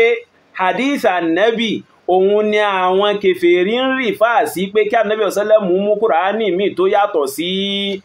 Kùránì yìí wá, tí ìbá ti pọ́pọ̀lọ àlùbárọ̀kù ti yí, tí ìbá ti gbogbo nǹkan ti kọlù. So ó fẹ́ wá ṣe ìyẹn láti fi kọ̀ndẹ́mù hadith tó sọ pé káwọn obìnrin máa ṣe kíni, kí wọ́n má gbààwẹ̀ nígbà tí wọ́n bá ń ṣe nǹkan oṣù. So óyé lẹ́yìn ìgbà tó ti jí ìtumọ̀ àwọn áyà kọ̀ọ̀kan láti inú súnà Ànábì ọ̀sẹ́lẹ̀mù bákan náà tó yá sí pé ẹgbà wá lórí rẹ̀ látọ̀dọ̀ Ànábì wa Muhammad sallallahu alaihi wasallam, ó wá fẹ́ kọ̀ndẹ́mù eléyìí pẹ̀lú áyà al-Qur'ani pẹ̀lú ìtukùtù rẹ̀ tó fẹ́ tú. Óyé ọjọ́ tó ló ń kà ní.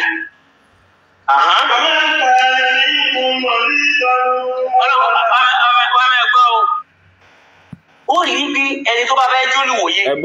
in tí ó gbọ́yé nínú àyà yìí ni wípé Allaha subhanahu wa ta'ala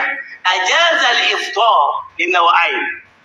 Ó rí pé tí a lè wòye sínú àyà yìí ni wípé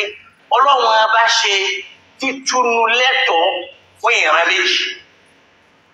ìran èèyàn méjì nínú àyà tá a kà yìí. Kí ni ìran èèyàn méjì náà? Al-musafiru wal-marid, ẹni tí ń ṣèrìn àjò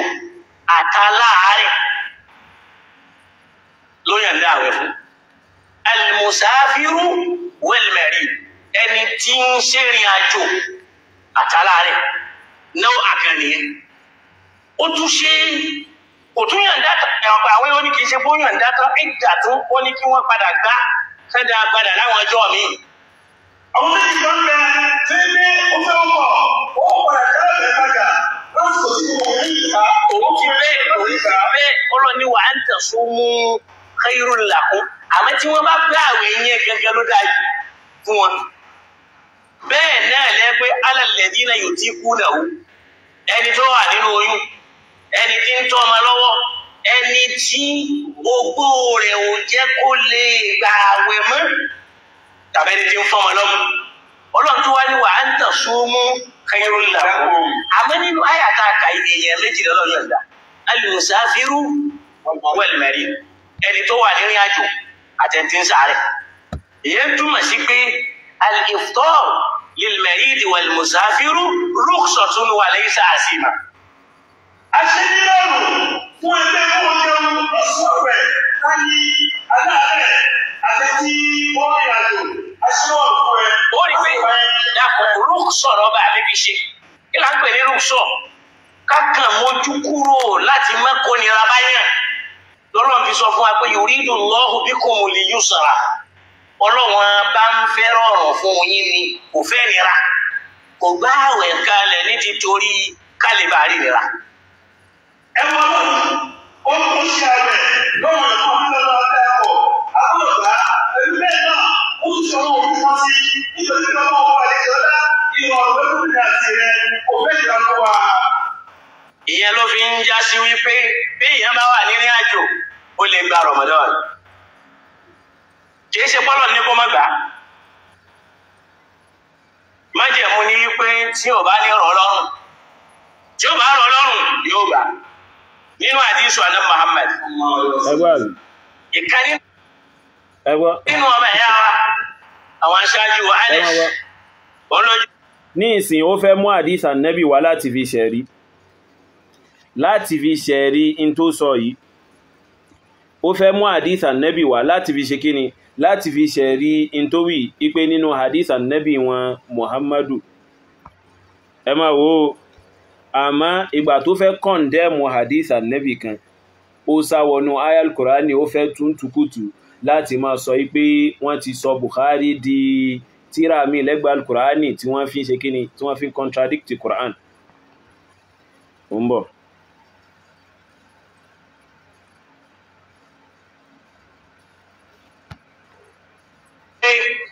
Ihiti bi Qur'ani ni ghayra sórí ìtò kàí wọ́n mi fún wa wọ́n ń fẹ́ ká nẹ́bí ó sọ tọ̀dọ̀ rẹ̀ ó ti ka ọ̀rọ̀ náà fún wa o ọ̀rọ̀ láwọn tí wọ́n kí ní dún lápò ẹ̀ ọlọ́ni idha tutila alayhim ayatuna bayyinatin tí wọ́n bá ka ọ̀rọ̀ Ọlọ́run bálùkùránì ti clear yìí tó ní ẹgbàwẹ̀ báyìí ni ẹ ṣe báyìí ni ẹ ṣe ó ní alladhina la yarjuna liqa'ana ṣe ra wọn tí wọ́n ní retí pé àwọn fẹ́ rálì jẹ́sẹ̀ àbáwọn fẹ́ rí ọ̀nà Ọlọ́run wọ́n wà máa sọ fún ẹ̀lẹ́bí pé ní tí bí Qur'anin ghayra hadha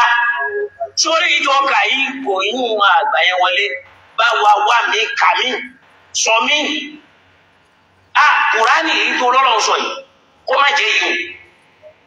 fún wa lé ní ìtàlẹ́kà èmi ìtàlẹ́kà yẹn lónìí lóde Bukhari lẹ́yìn tá nàbí òsínmọ́ èmi ìtàlẹ́kà tí ó yàtọ̀ sókúra lóde Muslim àwa rí Tirmidhi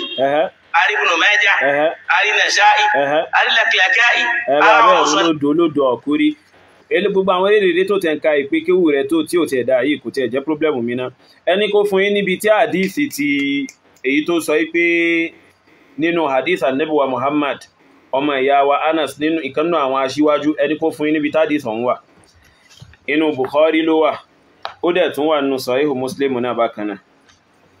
so àmọ́ nítorí pé ó fẹ́ kọ̀ndẹ́mù hadithi torí pé ó fẹ́ deny hadithi tó sọ pé àwọn obìnrin tí wọ́n ń ṣe nǹkan oṣù kí wọ́n má ṣe kíni kí wọ́n má gbàwẹ̀ óyé ló ṣe ń àlẹ́jì Bukhari pẹ̀lú tí ń àlẹ́jì Bukhari ní ṣe ń accuse Bukhari pẹ̀lú tí ń accuse rẹ̀ yìí so ìgbà tó fẹ́ ka hadith annabi tó kà lẹ́ẹ̀kan yún safarna aw kunna nusafiru ma'a annabi sallallahu alaihi wasallam àmọ́ ṣe ní àjò pẹ̀lú annabi wasallam óyé so kò sọ yí pé inú Bukhari ló wà ó mọ̀ pé òun ò tó bẹ̀ kóhun sọ pé ń bẹ nínú Bukhari torí pé ó fẹ́ bú Bukhari ń bí torí pé ó fẹ́ lálàsẹ̀ Bukhari ń bí inú Sahih Bukhari dẹ̀ ni hadith ọ̀hún wà ó wà nínú Sahih Muslim náà bákan náà so Al-Mubarak rí pé ó ráyé wá wallahi ó rí ayé wá rárá àti rárá so tí gbogbo àwọn èèyàn bá ń dúpẹ́ pé àwọn wáìmọ̀ wọ́n sì ṣe kò ń gẹ́ ìmọ̀jọ́ gbẹ̀dà kìámà pẹ̀lú bó ṣe ń ṣe yìí ẹkún ló padà fi sun níjọ́ gbẹ̀dà kìámà tó bá lọ túbá wallahi alazim tí ó bá lọ ṣe kíni tí ó bá lọ túbá so ẹ máa wo kán in fi Bukhari ṣẹ̀rí kò dákọ ipé hadith ń bẹnu Bukhari àbí Muslim ó wá fẹ́ lálàṣe hadith annabi kan tó fẹsẹ̀ rinlẹ̀ látọ̀dọ̀ annabi óyé ìwọ̀n sọ pé wọ́n ti sọ Bukhari di tíra mi lẹ́gbẹ̀ẹ́ al-Qur'ani tí wọ́n fi ń kẹgbẹ́ al-Qur'ani ẹ̀ rípọ́tà lọ́bẹ̀ẹ́dà ni ọmọ yìí wallahi alazim ọmọ nínú ẹ̀sìn wa so ọ̀rọ̀ rẹ̀ kò nídìí kí wọ́n ṣẹ̀ṣẹ̀ mọ́ làágùn jìnà rárá àti rárá so torí àṣẹṣẹ́ mọ́ fèsì Al-Mubarak àti mọ́ gbọgbọ́n rẹ̀ tí mọ́ fi ń ṣe kíni tí mọ́ fi ń sọ̀rọ̀ á kàn mú nítòsí ń bí ni tá sì ká ìmọ̀kan rẹ̀ sí méjì so hadithi ń bẹ tó fẹsẹ̀ rẹ̀ lórí pé ẹni tí ń ṣe nǹkan oṣù kò gbọ́dọ̀ gbàwẹ̀ oye ìwà kà fún ọ nísìn ìwà gbéṣẹ́ kan fún ọ lórí hadithu tí mo fẹ́ kà yìí oye lórí hadithu tí mo fẹ́ ṣe kíni lórí hadithu tí mo fẹ́ kà yìí oye lórí hadithu tí mo fẹ́ ṣe kíni lórí hadithu tí mo fẹ́ kà yìí nínú Sahihul Bukhari hadith 1951 hadith 1951 hadith 1951 1951 mumba 951 oye hadithu Abu Sa'id al-Khudri radiyallahu anhu òun ló gba hadithu wa hadith 1951 nínú Bukhari ó ní qala an-nabiy sallallahu alaihi wasallam ó ní annabi sallallahu sọ pé alaysa idha hadat lam tusalli wa lam tasum fadhalika nuqsanu diniha ṣé kìí ṣe pé tí obìnrin bá ń ṣe nǹkan oṣù lọ́wọ́ ṣebí tóbìnrin bá ń ṣe nǹkan oṣù lọ́wọ́ kò ní kírun kò sì ní gbàwẹ̀ fadhalika nuqsanu diniha Ànábì sallallahu sọ pé ìyẹn gangan náà ni dídíkù ẹ̀sìn obìnrin pẹ̀lú pé tí bá ń ṣe nǹkan oṣù lọ́wọ́ kìí gbàwẹ̀ kìí sì kírun oye ní bíbá yìí nìsín ẹ̀rí ti wà ipé obìnrin tí bá ń ṣe nǹkan oṣù kò lè ṣe kíni kò lè gbààwẹ̀ Ramadan gẹ́gẹ́ bó ṣe já sí wípé aya wa 'ala alladhina yutiqunahu fidyatun ta'amu miskin gẹ́bọ́ ìjá sí wípé aya yun bó ṣe tú sí wípé àwọn aláboyún àti àwọn tí wọ́n fún ọmọ lọ́yàn àtàwọn àgbàlagbà tí wọ́n ti gbó tó gbó ti dé bá wọn gẹ́bọ́ ìjá sí pé ó tú síbẹ̀ kìí ṣe orí rẹ̀ kìí ṣe ròrí rẹ̀ ló fi tú síbẹ̀ ẹgbà wá látọ̀dọ̀ àwọn ẹni ìṣíwájú dáadáa tó dẹ̀ dọ́dọ̀ ànábì òun ni wọ́n fi tú àyà yun sí wípé obìnrin tí ń fún ọmọ lọ́mú obìnrin aláboyún bó tẹ̀ já sí pé àyà yìí gan náà fún ara rẹ̀ bó ṣe wà yẹn nìsín oye so àyà yẹn mansukha ni wọ́n ti pa ìdájọ́ rẹ̀ rẹ́ àmọ́ ìbọn lọ síbẹ̀ yẹn lálẹ́ yìí rárá àti rárá fún ipò tí ẹ fẹ́ máa dọ́gbọ́n nínú àwọn tó ń tú yìí tó fẹ́ máa ṣe bẹ́ẹ̀ pé bóyá ìmọ̀ kan ló fojú tó ló fẹ́ máa display ń bẹ̀ ohun tí mo kàn fẹ́ yanjú náà ọ̀rọ̀ rẹ̀ nu so orí àyà yìí bó o ṣe mú tó sì jíkà nínú tíra súnnà ipe aláboyún àti àgbàlagbà tó ti gbó àti ẹni tí ń fún ọmọ lọ́yàn lọ́wọ́ bó o ṣe lọ jíkà nínú ìwé súnnà bó ṣe lọ jíkà nínú tíra súnnà gẹ́gẹ́ bó ṣe wà nínú súnnà Abi Dawud ń bíbà yìí oye gẹ́gẹ́ bó ṣe wà nínú súnnà Abi Dawud táwọn àfọ́ oní tẹ̀fsírì sì kó wá sínú tíra tẹ̀fsírù wọn gẹ́gẹ́ bí al-Qurtubi nínú kíni nínú al-Jami'u li ahkamil Qur'an oye so bẹ́ẹ̀ náà ni ẹgbà wá ṣe wá látọ̀dọ̀ annabi sallallahu alaihi wasallam tí ń sọ fún wa yí pé obìnrin nínú ààwẹ̀ kò gbọ́dọ̀ gbààwẹ̀ obìnrin tí ń ṣe nǹkan oṣù kò gbọ́dọ̀ ṣe kíni kò gbọ́dọ̀ fi nǹkan oṣù ara rẹ̀ gbààwẹ̀ so alaysa idha hadat lam tusalli wa lam tasum sí kìí ṣe pé tóbìnrin bá ń ṣe nǹkan oṣù lọ́wọ́ kò ní kírun kò sì ní gbààwẹ̀ oye fadhalika nuqsanu diniha àìmá kírun àbí àìkírun àìgbààwẹ̀ nígbà tí ń ṣe nǹkan oṣù lọ́wọ́ yẹn òun náà ní ń tọ́ka sí wípé ẹ̀sìn obìnrin kò ṣe kí ni kò pé so ìdínkù ń bẹ ń bi ẹ̀sìn rẹ̀ so hadith rí látọ̀dọ̀ Ànábì ṣe ní ẹni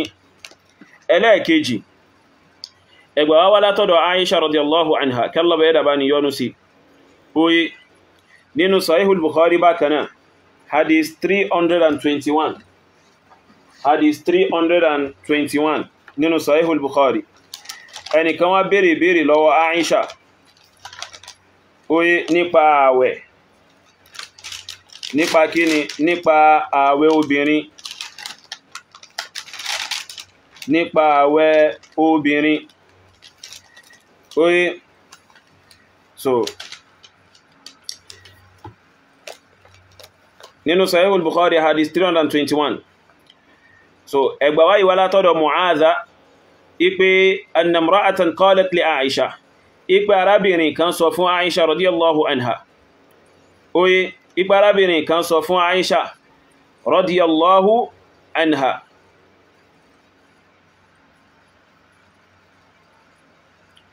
ipe arábìnrin kan sọ fún Aisha radiyallahu anha ipe atajzi ihdana salataha idha tahurat ipe ǹjẹ́ arábìnrin kọ̀ọ̀kan nù wa ìjẹ́ ìkọ̀ọ̀kan nù wa ǹjẹ́ yóò dá ìrun rẹ̀ padà yóò san ìrun rẹ̀ padà idha tahurat nígbà tí ó bá mára kó ń bí nǹkan oṣù rẹ̀ faqalat Aisha wá sọ pé aharuriyatun anti oye ó ní ǹjẹ́ ìkannú àwọn khawariju ní ìjẹ́ ìkannú àwọn obìnrin khawariju ní Aisha wá sọ pé kunna nahidu ma'an nabiyyi sallallahu alaihi wasallam fala ya'muruna bihi aw qalat fala naf'aluhu ipe àwọn man ṣe nǹkan oṣù lásìkò annabi sallallahu alaihi wasallam annabi sallallahu ó sì ní ṣe kíni annabi sallallahu ó ní sọ fáwọn pé káwọn ṣe kíni káwọn dá ìrun padà so nínú sahihu Muslim so wọ́n dákọ̀ tí àwẹ̀ ń bi riwaya yìí ẹ jẹ́ ká kà tí sahihu Muslim hadith 335 nínú sahihu Muslim oye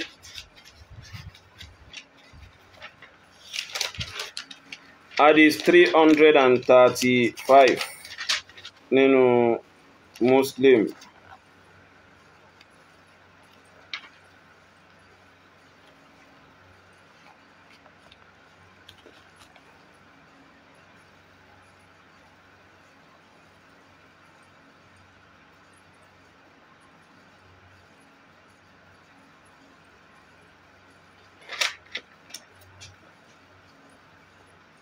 طيب oye níbi ẹgbà wa Mu'adha yìí náà bákan náà ni nínú Sahih Muslim hadith 335 hadith 335 qalat Mu'adha sọ fún Aisha Mu'adha sọ ipé sa'altu Aisha fakultu ipé mo béèrè lọ́wọ́ Aisha radiyallahu anha mo wá sọ ipé ma balul hahid ipé kí ló ṣe obìnrin tí ń ṣe nǹkan oṣù kí ló ṣe obìnrin tí ń ṣe kíni tí ń ṣe nǹkan oṣù taqdi sawma wala taqdi sala tó já sí pé obìnrin tí ń ṣe nǹkan oṣù yóò san àwẹ̀ padà lẹ́yìn ìgbà tí nǹkan oṣù rẹ̀ bá dá tí ó dẹ̀ ní san ìrun padà lẹ́yìn ìgbà tí nǹkan oṣù rẹ̀ bá dá faqalat Aisha wá sọ pé aharuriyatun anti ṣé ìkannú àwọn khawariju àwọn obìnrin khawariju ní ẹni tó fi ń béèrè irú béèrè yìí so tó ń túmọ̀ sí wípé ẹni tí bá ń challenge irú nǹkan yìí oye ẹni tí bá ń challenge irú nǹkan yìí tó dẹ̀ fẹ́ tako tó fẹ́ máa sọ wípé obìnrin tí ń ṣe nǹkan oṣù gbọ́dọ̀ gbààwẹ̀ ó sì gbọ́dọ̀ kírun bí àwọn alùbárọ́kù yìí ajá sí wípé ìròyìn kan nínú ìròyìn àwọn khawariju ti wà láàrẹ nìyẹn so ìròyìn kan nínú ìròyìn àwọn khawariju ti wà láàrẹ nìyẹn ẹ sì mọ̀ àwọn khawariju nínú àrùn tó já sí wípé ó burú jù lára wọn jáì òun náà ní àìmọ̀kan wallahi alazim al-khawarij juhala wọn a mọ̀ nǹkankan wọ́n máa ń kú lórí láwọn khawarij tẹ́rí yẹn so nínú ìròyìn wọn nìyẹn wọ́n yìí gbọ́rọ̀ allọ́bẹ̀ẹ́dáyé wọ́n yìí gbọ́rọ̀ yìí ẹ bá ṣàlàyé fún wọn látò nídọ̀lá àwọn khawarij wọ́n máa ń ṣì nǹkan gbọ́yé dáadáa gidi tara oye tọ̀ torí ẹ̀ ni Aisha ṣe béèrè lọ́wọ́ arábìnrin yẹn pé tọ̀ aharuriyatun anti ṣe kharijiyya ni ẹni ṣe ìkannú àwọn khawariju ní ẹni ṣe ìkannú àwọn obìnrin khawariju ní ẹni tó fi ń béèrè irú béèrè yìí tọ́ qultu Mu'adha wá sọ pé mo sọ pé lastu bi haruriyya mo bá dáhùn pé mi ò ṣe ìkannú àwọn khawarij walakinni as'al ṣùgbọ́n mo ń béèrè so kò bá dá tal mubaraku bá lè béèrè lọ́wọ́ àwa mùsùlùmí lọ́wọ́ àwa tá kẹ́sìn allọ́bẹ̀ẹ́dà àwa tá jọ máa kẹ́kọ̀ọ́ fẹ́sìn allọ́bẹ̀ẹ́dà àtàwọn tí wọ́n jẹ́ àwọn àfáà mùsùlùmí tí wọ́n jẹ́ àwọn àfáà súnnà kò bá béèrè lọ́wọ́ wa bí arábìnrin yìí ṣe béèrè lọ́wọ́ Aisha lọ́jọ́ kìíní àná pé tọ̀ kí ló dé tó fi já sí pé tóbìnrin bá gbáwẹ̀ sọ́rí tóbìnrin bá ń ṣe nǹkan oṣù wọ́n ní kó dáwẹ̀ padà wọ́n sì ní kó dá ìrun padà oye kò bá dáa fún ká ló bá lè béèrè lọ́wọ́ wa báyìí nítorí ìbéèrè tẹ́rí yẹn ogun ló jẹ́ fún àìmọ̀kan ìbéèrè a máa ṣogun àìmọ̀kan gan àìlè béèrè eléyìí ló mú tó fi ṣe kíni tí fi ń ṣàgbákò àwọn àìmọ̀kan báyìí oye tọ́ Aisha wá sọ pé kana yusibuna dhalik fa nu'maru bi qada'i as-sawm wa la nu'maru bi qada'i as-salah ipe nǹkan oṣù a máa ṣe kíni a máa ṣẹlẹ̀ sáwọn tó bá sì ṣẹlẹ̀ sáwọn wọ́n máa ń pa àwọn láṣẹ pẹ̀lú kí wọ́n san àwẹ̀ padà àmọ́ wọ́n yí pa àwọn láṣẹ pẹ̀lú kí àwọn san ìrun padà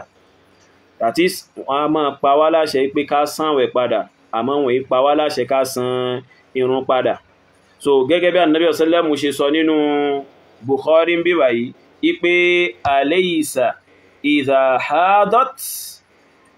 lam tasum lam tusalli walam tasum ṣé kìí ṣe pé tóbìnrin bá ń ṣe haidọ̀ lọ́wọ́ kò ní kírun kò sì ní gbàwẹ̀ so nínú riwaya tó complete fún hadithu yìí àwọn sàábé sọ pé bala bẹ́ẹ̀ ni rẹ̀ òjíṣẹ́ Allah so anọ́sọ́lámù wá sọ pé fàzákà nuqsanu diniha ìyẹn gangan òun náà ni dídíkù ẹ̀sìn obìnrin oye so ṣe wá rí àwọn hadithu méjèèjì ta mú wáyìí tí ń sọ pé obìnrin tí ń ṣe nǹkan oṣù gbọ́dọ̀ gbààwẹ̀ oye wọn bí al-Mubaraku dá kò ìsẹ́nìyàn kan tí wọ́n bí dá láòun lájámí adégún àìléyìn ohun kò tí ẹ̀ jẹ́ nǹkankan nínú tá ń sọ yìí so al-Mubaraku tó bẹ́ ṣe pé bá òun makéwù yìí oye wọn bí dá kò tó bẹ̀ kó sọ pé ọ̀rọ̀ yóò fẹsẹ̀ rinlẹ̀ ẹ mà dí nítorí tútútú al-Mubaraku ń tú áyà wa 'ala alladhina yutiqunahu fidyatun ta'amu miskin tútú tí ń tú sí ohun tó tú sí yẹn nínú tírà súnnà náà ni ìtumọ̀ yẹn wà so ẹgbà wá ní látọ̀dọ̀ ànábì ẹ̀rí ló wá látọ̀dọ̀ ànábì pé kí wọ́n tú sí in tí wọ́n tú sí yẹn táwọn àfá onítẹ̀fsírì dẹ̀ tú síbẹ̀ al-Qurtubi tú síbẹ̀ àwọn àfọ́ onítẹ̀fsíìrù náà míì wọ́n ṣe kí ni wọ́n tú síbẹ̀, At-Tabari tú síbẹ̀, bó tẹ̀ já sí wípé wọ́n padà sọ̀rọ̀ lórí pé ṣé ìdájọ́ yẹn ṣì wà válìdì àbí kò wà válìdì, ṣé wọ́n ti nàsákọ̀ rẹ̀ àbí wọ́n ti nàsákọ̀ rẹ̀ pẹ̀lú áyà míì tó tẹ̀lé áyà yẹn. Óyé, so àmọ́ fún ipò ń tú nǹkan yẹn sí nǹkan tó tú sí yẹn, á sọ fún pé aláìmọ̀kan ni, ìlàkàì rẹ̀ ò gbé láti tú síbẹ̀ yẹn láláì já sí wípé ó ti ṣe kí ni, ó ti jí tíra àwọn àfá mùsùlùmí ká tó fi tú síbi tó tú sí yẹn. So àwọn àfá mùsùlùmí tí wọ́n sì tú síbi tí wọ́n tú sí yẹn pẹ̀lú ẹ̀rí ni wọ́n fi tú síbẹ̀. So olódo wa fẹ́ mú eléyìn lórúkọ wípé bá rìsáàchì ló ń ṣe, olódo òsì ají tíra kà. So yóò jí tíra àwọn àfẹ́sìn kàtán, yóò wá fẹ́ máa ṣe pé rìsáàchì ló ń ṣe, so ìròrí òun ni aláìmọ̀kan ọ̀kúrí abẹ́ẹ̀rí nǹkan bá alùbárọ́kù àní ó dùn yanjú nípa ọ̀rọ̀ kéwúdé, wàláì ó dùn mú bàjẹ́bàjẹ́ nípa ọ̀rọ̀ kéwúdé. Ó ti rọrùn láti mú jù lálùbárọ́kù tẹ́rí yẹn, àti mú rọrùn gan ni, kìí stress yàn rárá àti rárá níbi kéèyàn mú níbi ọ̀rọ̀ ìmọ́dé, ẹkàn hàn látọ̀ kan ní pé má bọ̀ wá síbí lédèédé ló ń sọ. Oye, kálọ̀bẹ̀ ẹ̀dà bá wa fọ̀nà mọ́, oye kálọ̀bẹ̀ ẹ̀dà bá wa ṣe kí ni kó bá wa so abẹ́ẹ̀rí nǹkan. Ẹnìkan sọ lórí TikTok pé no sadaqah, nothing to do but just to disturb the hair. Tó bá fẹ́ sàdákà lọ máa gbégbá sàárà, dandan ni kí wọ́n fọ́n sàdákà lórí TikTok náà, abẹ́ẹ̀rí nǹkan ni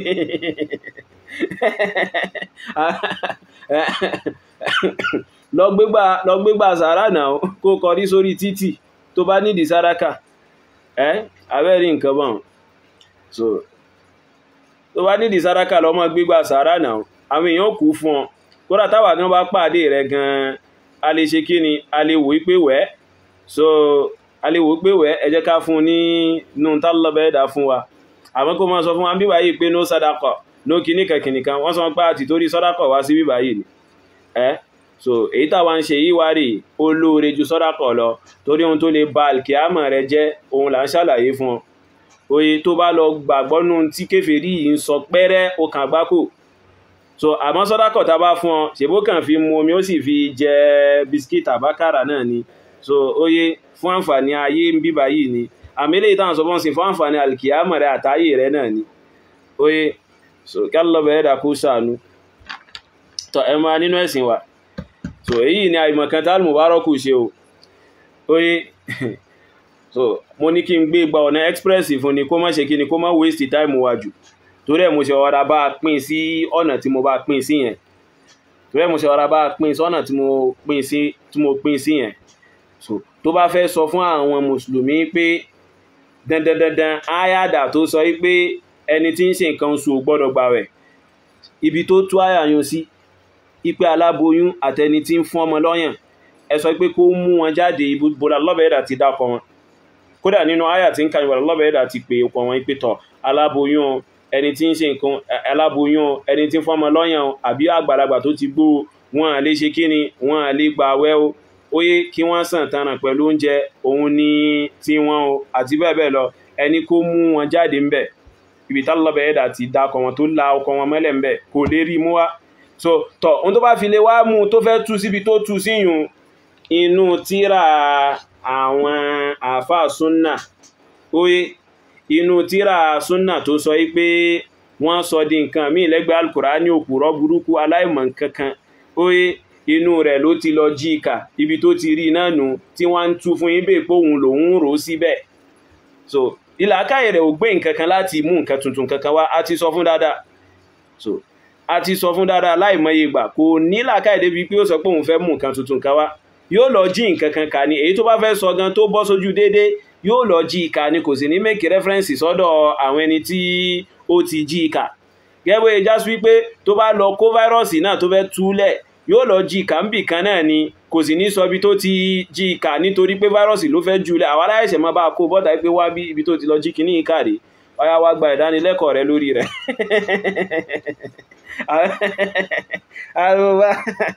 Al-Mubarakù Jamiu Adégún àbórí nǹkan Kẹ́hìndé rẹ̀ rí fa. So kẹ́hìndé rẹ̀ nífa kẹ́hìndé rẹ̀ wàlá àwọn àgbò wàlá wọn kàn máa ń wò ní pé tọ́ tálọ́bà ẹ̀dà ṣáàdù àwọn èèyàn sì ń bẹ lẹ́pẹ̀ẹ́ tí wọ́n mọ kéwú gidigidi fa wàlá tálọ́bà ẹ̀dà kẹ́ pẹ̀lú ìmọ̀ tí alùbárakù bá lè farabalẹ̀ yóò jàǹfààní ìmọ̀ lára wọn gan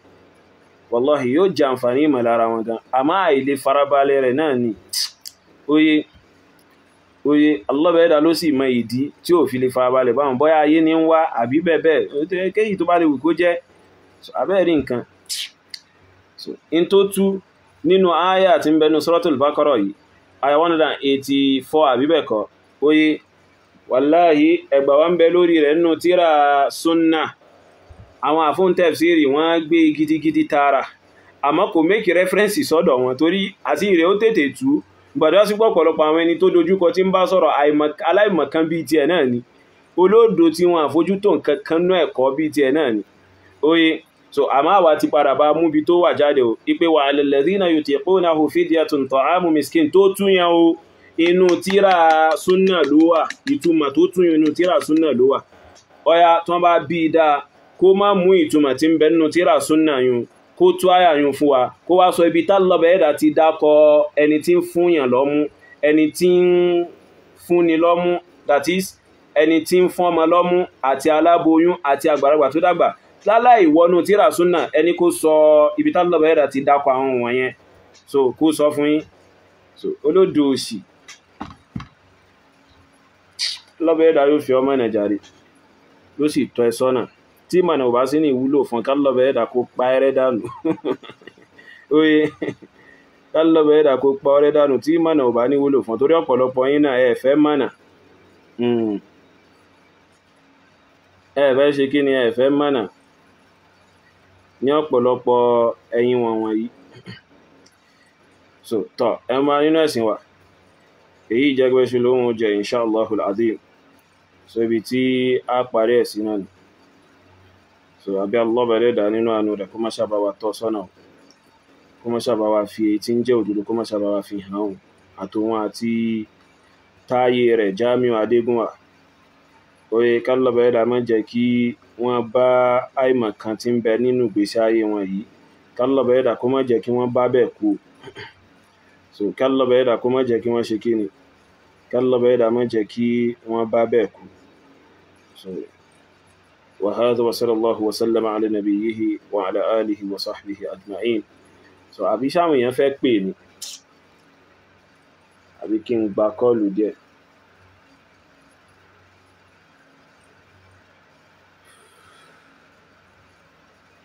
òpòrò aláìmọ̀kan ẹ má jẹ́ gba kọ́ọ̀lù ẹ má jẹ́ kẹ́ni àkan wọlé 11:07 so di lọ́la inshallah al-azim wa hadha wa sallallahu wa sallama ala nabiyhi wa ala alihi wa sahbihi ajma'in fa subhanaka allahumma wa bihamdik ashhadu an la ilaha illa ant astaghfiruka wa atubu ilayk wassalamu alaykum wa rahmatullahi wa barakatuh